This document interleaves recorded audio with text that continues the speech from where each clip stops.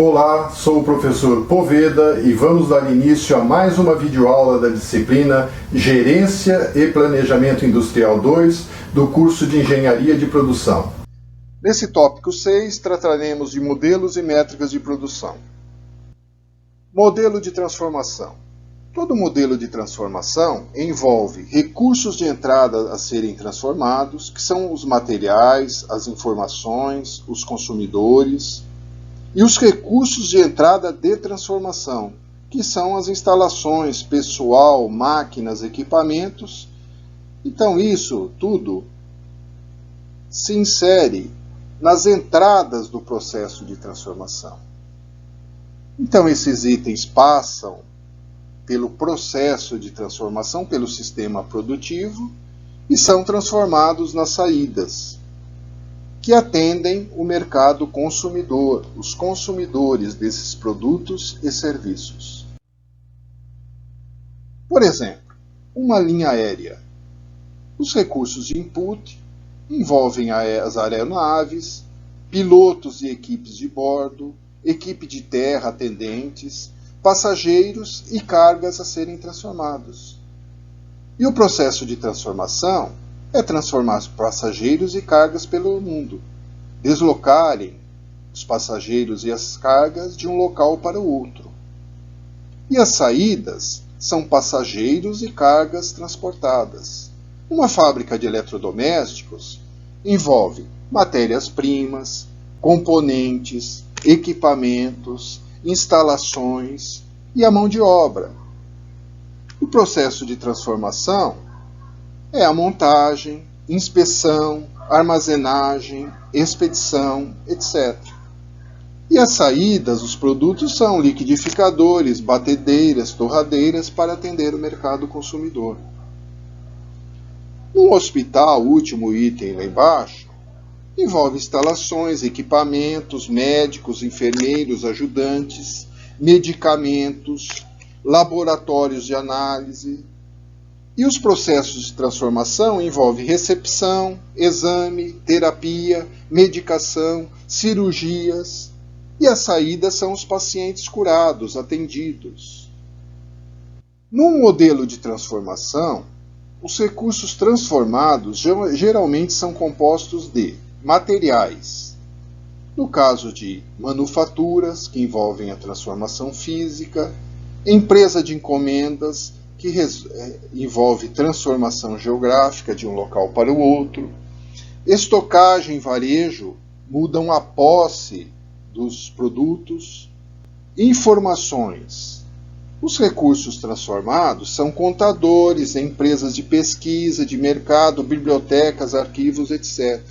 E consumidores, cabeleireiros, cirurgiões plásticos, hotéis, empresas de ônibus, hospitais, serviços de entretenimento, tudo isso atendem e transformam os consumidores. Então temos aqui um resumo. Na manufatura, transforma materiais em produtos acabados. Em informação, transforma o conteúdo e a disponibilidade da informação. Em serviços, transforma o estado de satisfação do consumidor. A produtividade industrial, ela envolve métricas para análise desta produtividade, da produção. E essas métricas são mais adequadas, ou são adequadas aos tipos de operações de produção. Temos aqui, por exemplo, os 4 Vs da produção, que são as métricas. Envolvem volume, variedade, variação da demanda, visibilidade da produção de bens ou serviços. Então são as dimensões, as principais métricas a serem consideradas.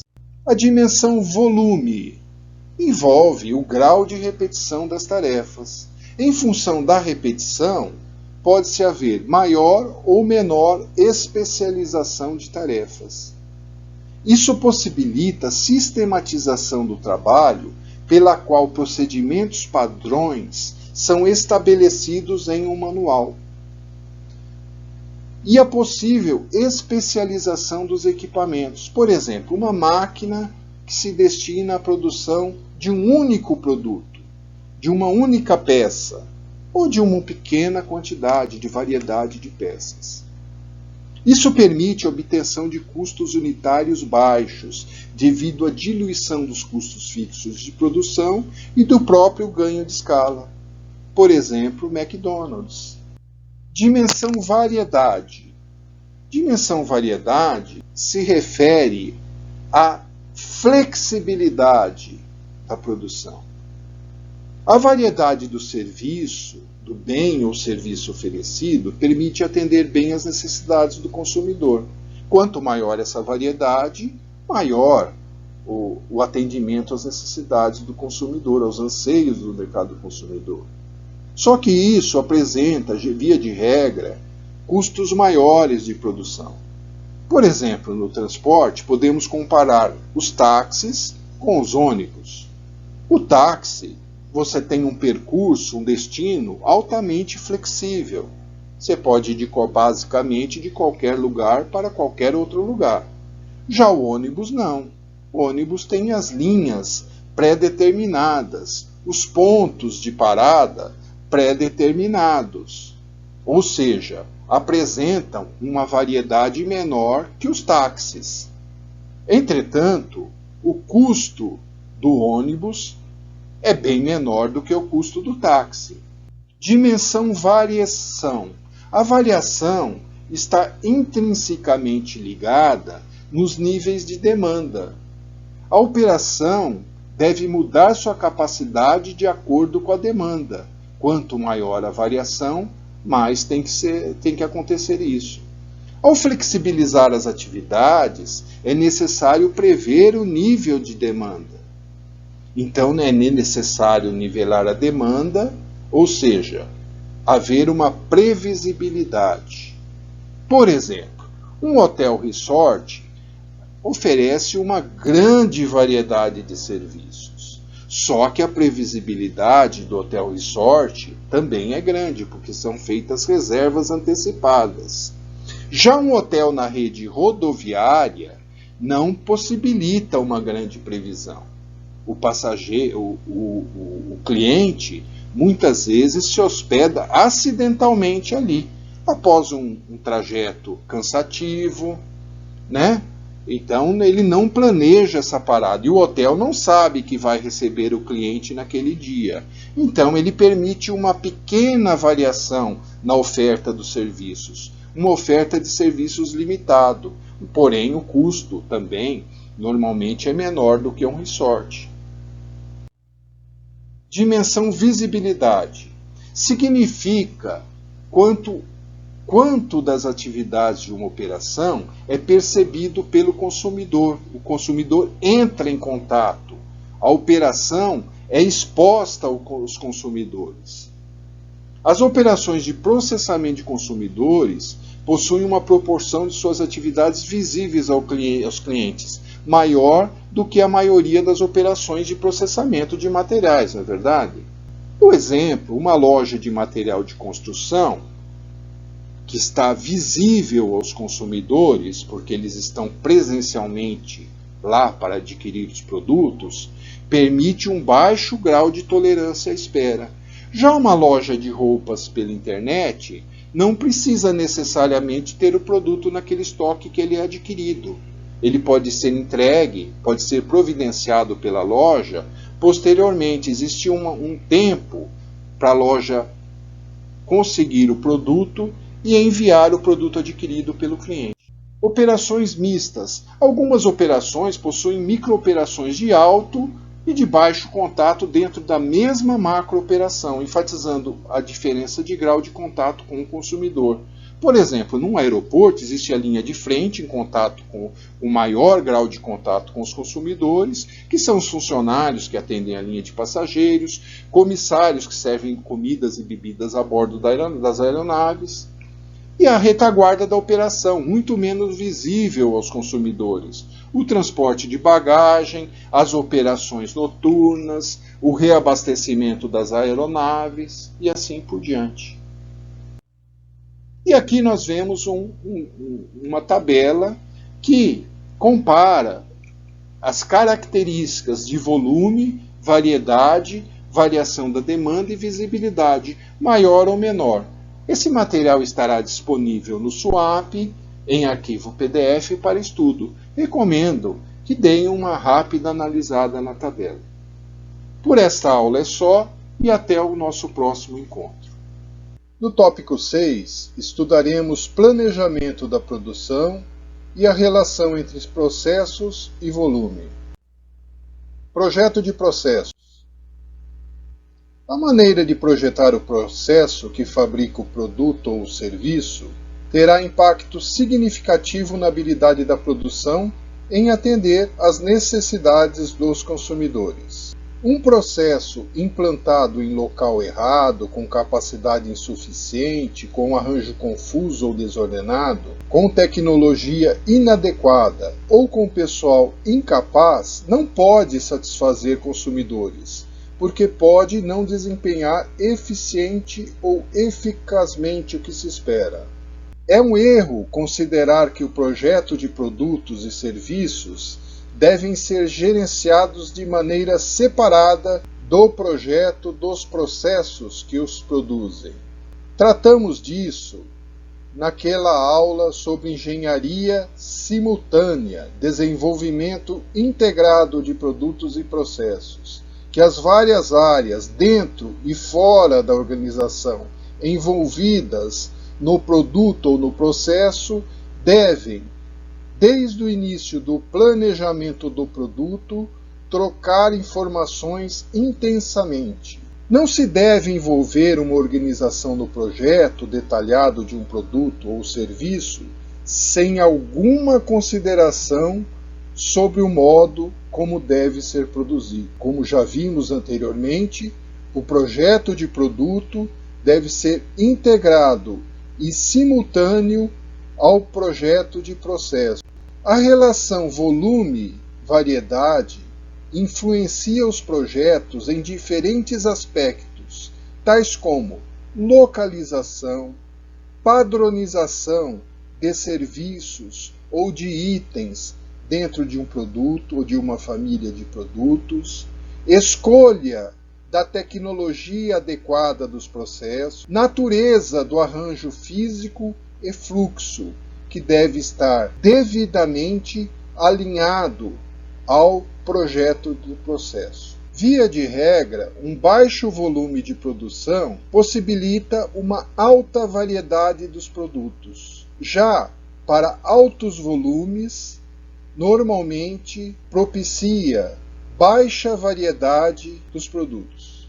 A posição de operação no continuum volume-variedade determina a abordagem geral para gerenciar os processos, ou seja, determinam os tipos de projetos de processos. Aqui vemos a relação entre o volume e a variedade. No topo da lista temos os processos por projeto, por jobbing, numa faixa intermediária, processos em lotes ou bateladas, e conforme vamos avançando na lista, processos de produção em massa e processos contínuos.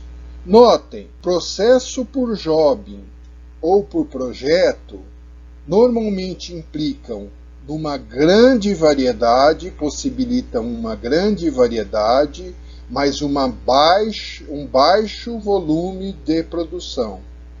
Já processos de produção em massa ou processos contínuos possibilitam um alto volume de produção, entretanto a variedade possível dos produtos normalmente é baixa.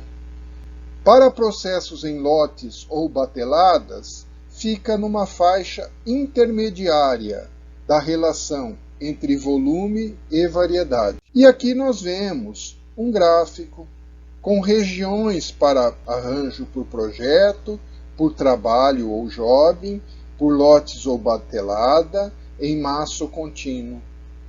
Planejamento da produção. Exemplo: a Fogobras é uma grande indústria montadora de fogões domésticos e possui atualmente uma capacidade de produção média diária de 2.500 produtos. Foi realizado um estudo de mercado, apresentado no quadro abaixo, que acena com a possibilidade de crescimento das vendas ao longo dos próximos 5 anos. No primeiro ano de 800 mil unidades, no segundo 900 mil e assim por diante até o quinto ano de 1.440.000 unidades. Demanda agregada. Devido ao elevado volume de modelos de produtos que uma empresa oferece no mercado, seria impossível prever a demanda para cada um deles, individualmente, com algum grau de precisão. Por isso, é necessário agregar, ou seja, agrupar os inúmeros modelos em um número menor de famílias básicas que represente, de uma forma geral, a necessidade de produção. A demanda prevista para famílias básicas de produtos dá-se o nome de demanda agregada.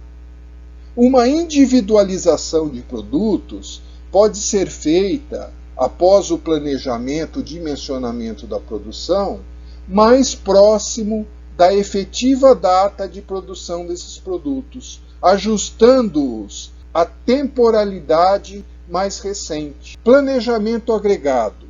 Nos meios de produção industrial é comum a utilização do termo planejamento agregado, que deriva da demanda agregada. O planejamento agregado é o plano de produção da demanda agregada para um período de médio prazo, em geral 12 meses. Existem tantas definições para planejamento agregado quantos forem os autores e livros consultados, mas não há uma grande divergência quanto à ideia central, como pode ser visto a seguir. Temos nesse quadro diversas definições para planejamento agregado, todos relacionados à ideia principal. Efeitos da sazonalidade. Aqui temos um exemplo em que é apresentada a demanda mensal sazonal da Fogobras, em que a demanda varia mês a mês.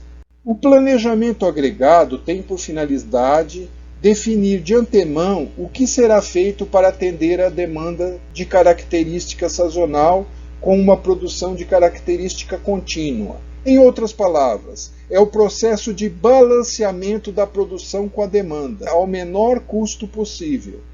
O planejamento agregado envolve a tomada de decisões a respeito de questões como, por exemplo, a empresa entrar em férias nos períodos de baixa demanda, fabricar produtos para estoque nos períodos de baixa demanda para vendê-los no período de posterior demanda, trabalhar em regimes de horas extras quando necessário, estabelecer um turno temporário adicional nos períodos de maior demanda, subcontratar a fabricação do produto ou parte dele em outras fábricas com capacidade ociosa naquele período, atrasar, antecipar ou renegociar a entrega para alguns clientes. Aqui vemos uma atuação no sentido de acompanhar a demanda. Tem uma demanda representada pela linha cheia e a produção busca acompanhar essa demanda ao longo do período.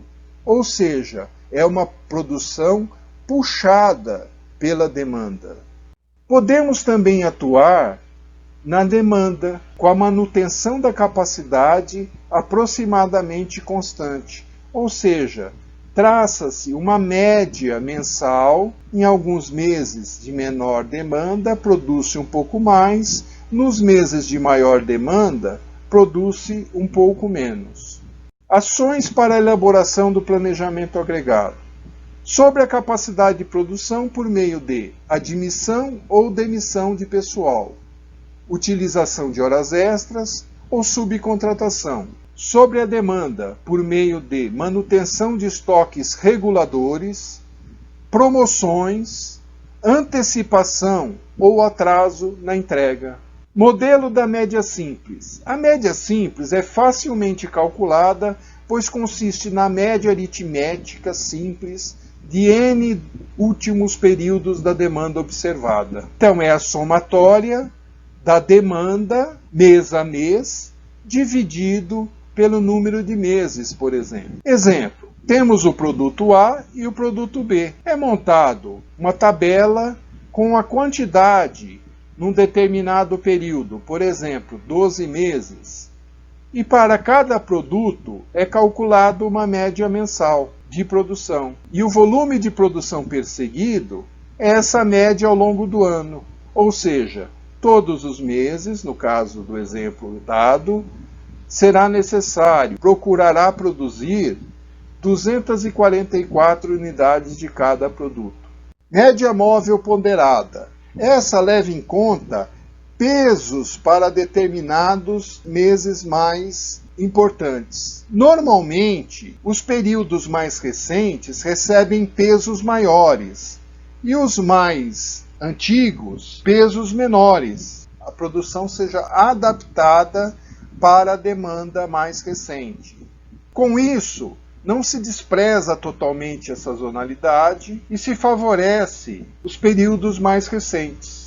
O modelo dos mínimos quadrados ou regressão linear é mais elaborado, podendo ser aplicado a séries temporais de demandas que apresentam tendências. Demandas desta natureza podem ser representadas, por exemplo, por produtos que se encontram na fase de crescimento, tendência crescente, ou em fase de declínio, tendência decrescente dentro do seu ciclo de vida.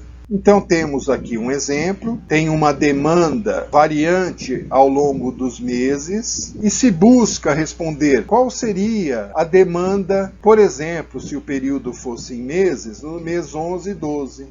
Para isso, traça-se uma linha de tendência ao longo do tempo, podendo, no mês 11 e 12, se conseguir uma resposta para o volume necessário nesses meses. E temos também o modelo de ajustamento sazonal, onde a previsão da demanda é feito por meio do ajustamento sazonal. Pode ser aplicado para séries temporais de demandas que apresentam nível, tendência e sazonalidade.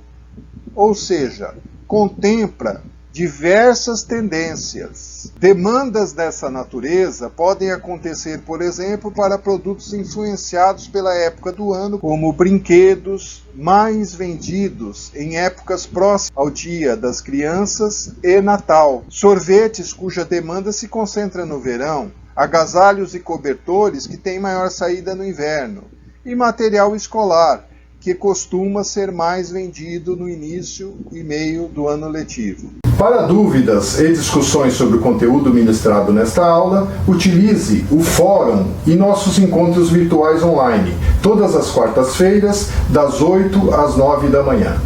Até a próxima e bom estudo a todos.